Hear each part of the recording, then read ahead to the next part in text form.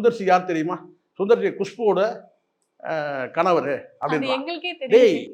சரி அதுக்கப்புறம் அப்படின்னு கேட்டினா, அவர் வந்து ரஜினியோட கடைசி படம்னு சொல்லப்பட்டது. கமல் வந்து அந்த படத்தை தயாரிக்கிறாருன்னா. சரி இதெல்லாம் தெரியும். அடுத்தது அடுத்தது போ இன்னும் மேலே போ அப்படின்ற மாதிரி இருக்கு. அதுக்கப்புறம் வந்து பார்த்தீங்கன்னா வந்து 2 பேரும் சேர்ந்து வந்து இந்த படத்தை தயாரிக்கிறதுக்கு மக்கள்கிட்ட மிகப்பெரிய எதிர்பார்ப்பு இருந்தது அப்படின்றான்.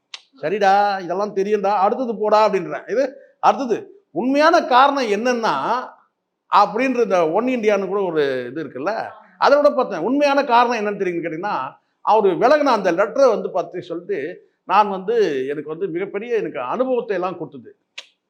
சரி எல்லாம் ரைட்டு அனுபவத்து காரணம் என்னன்னா, அந்த படத்தை ஏன்டா வந்து நான் வந்து சம்பள பிரச்சனை. டேய் சம்பள பிரச்சனைனா, சம்பளம்லாம் பேசி முடிவான பிறகு தானே இங்கே வந்து நின்று ஃபோட்டோ கொடுக்குறீங்க, போஸ்ட் கொடுக்குறீங்க இல்ல.